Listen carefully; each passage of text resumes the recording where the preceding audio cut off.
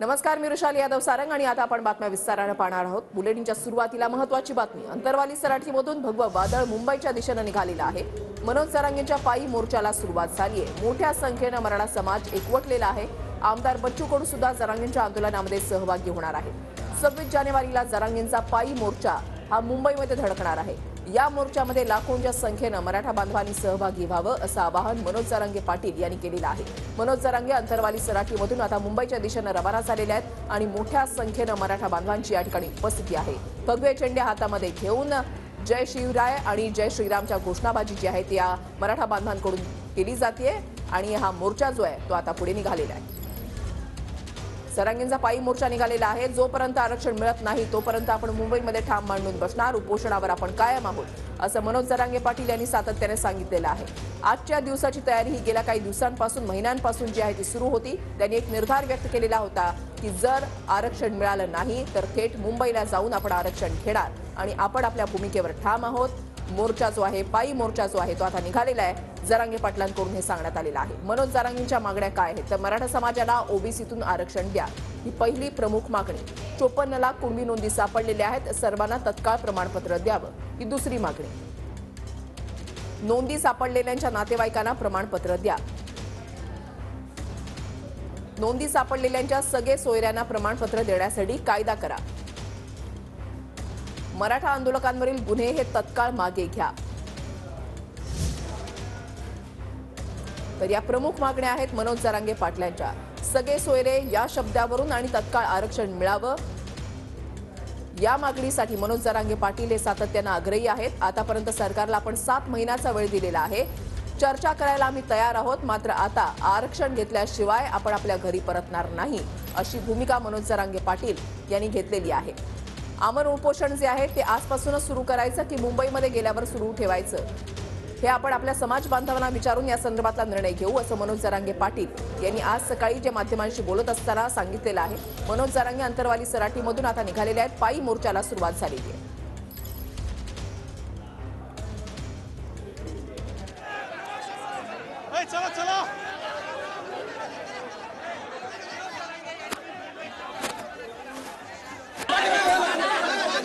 आपल्यासोबत मनोज जरांगे पाटील आहेत।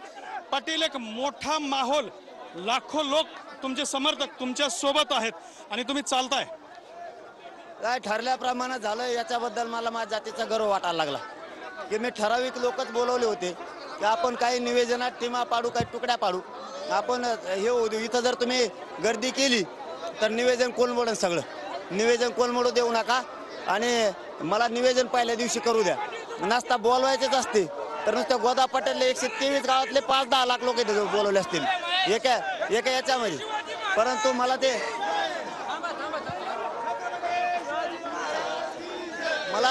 गर्दी करायची नव्हती, मला कोणाला दाखवायचं नाहीये, मला ते दाखवायचे फेकवायची खुमखुमी नाहीये। माझ्या मराठा समाजाला न्याय मिळाला पाहिजे याच्यासाठी हा संघर्ष आहे। मला कुठं जातीवाद करायचा नाही, काय नाही। जातीला या माझ्या गोरगरिबांना न्याय मिळाला त्यासाठी मरायला मी तयार झालेलो आणि मुंबईच्या दिशेने निघालो। आता जेव्हा पुढे जाल आपण, महाकाळा शहागड आहे त्या ठिकाणी सुद्धा लाखो लोक तुमच्या स्वागतासाठी आणि तुमची पाठवणी करण्यासाठी आलेली आहेत। काय सांगाल? समाजाचा माझा प्रेम आहे म्हणूनच मला आज अंतरवाली सोडताना 123 गावाचं ध्येय आलं की माझ्या मायबापासारखं माझ्यावर प्रेम केलं आणि आज मी ते शिव सोडून चाललोय 600-500 किलोमीटरवर। मला ते खूप वाईट वाटलं, मला ते वाईट वाटलं म्हणून थोडंसं मी भावनिक पण झालो होतो, कारण मी माणूस की माझ्यात माणूस की।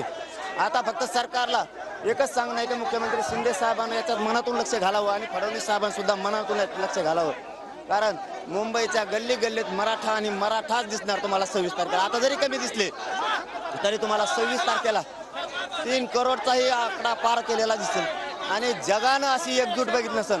मराठ्यांना यावं आणि मराठ्यांना इतक्या ताकदीने घराच्या बाहेर पडा। मी आपले लेकरं मोठे व्हावेत म्हणून घराच्या बाहेर पडून मरायला सुद्धा भ्यायला तयार नाही। कोणाला ती भीती बाळगण्याची काय गरज नाही। सगळ्या मराठ्यांनी बाहेर पडा, अशी ताकद शक्ती दाखवा या देशाला आणि जगाला असं वाटलं पाहिजे असली एकजूट कधी बघितली नाही। इतक्या ताकदीने एकत्र मराठा येणारे, अंगातलं रक्त सुद्धा सळसळ करणारे एवढ्या ताकदीने मराठा 26 तारखेला मुंबईच्या गल्ली गल्लीत फक्त मराठा आणि मराठाच दिसणार। तुम्ही मागची 4.5-5 महिने अंतरवाली सराटीच्या वेशीमध्ये आंदोलन केलं, ज्या आंदोलनाची जगाला दखल घ्यावी लागली. आज त्या गावाची वेस ओलांडून तुम्ही राज्याच्या किंवा देशाच्या आर्थिक राजधानीला धडक द्यायला निघालात. संकल्प कसा आहे तुमचा? नाही, मी निघालोय माझ्या गोरगरिबांचे लेकरं मोठे व्हावेत म्हणून, त्यांना न्याय मिळावा म्हणून. तुम्ही नोंदी मिळाल्या असताना आरक्षण देत नाहीत म्हणल्याच्या नंतर हा मोठा अन्याय आमच्यावरती, प्रचंड मोठा अन्याय आमच्यावरती आहे. कारण हा अन्याय आम्ही नाही सहन करू शकत. नोंदी नसत्या मिळाल्या तर तुम्ही आम्हाला काहीच दिलं नसतं. नोंदी मिळालेल्या असताना जर आमच्यावर हे अन्याय आहे, कारण हे अन्याय आम्ही नाही सहन करू शकत आता. म्हणून मायबाप मराठ्यांना सांगणार, मी मुंबईकडे निघालोय मायबापाहून. माझ्या पाठीशी उभा राहा, मला आशीर्वाद द्या, कारण मला तुमच्या पाठबळाची गरज आहे. कारण माझं शरीर या उपोषणामुळे मला साथ नाही देत. तरीही मी माझ्या लेकरासाठी, मराठ्यांच्या गोरगरिबांसाठी झुंजायला बाहेर निघालोय. तुम्ही फक्त साथ द्या आणि ताकदीने या. माझं कुटुंब सुद्धा मी बाजूला सारलंय, माझ्या मायबाप समाजाच्या लेकरं मोठे व्हावेत म्हणून महाराष्ट्राला. मला माझी हात जोडून सगळ्यांना विनंती आहे, महाराष्ट्राला, मराठा समाजाला, मायबाप आता घराच्या बाहेर पडा. हीच योग्य वेळ आहे गावाच्या बाहेर पडण्याची, हीच योग्य वेळ. सरकार तुमच्याकडे आलं होतं, सातत्याने संवाद साधला. त्यामधले महत्त्वाचे मुद्दे होते की तुम्ही सगळ्या सोयऱ्यांना आरक्षण दे म्हणालात. त्यांनी तुमची ही मागणी सुद्धा मान्य केली, मात्र त्यात तुम्हाला धोका वाटला. तो धोका नेमका कोणता होता? नाही, अगोदर ज्यांच्या नोंदी मिळाल्या त्यांनाच आरक्षण नाहीये, त्यांनाच प्रमाणपत्र नाहीये, तर मराठ्यांना कुठून मिळणार? सगळ्या सोयऱ्यांना कुठून मिळणार? सगळ्या सोयऱ्यांचा तर विषय तर उच्च न्यायालय वकील संघ सर्व आपल्या सोबत आलेला आहे. धन्यवाद. चला चला पुढे घ्या.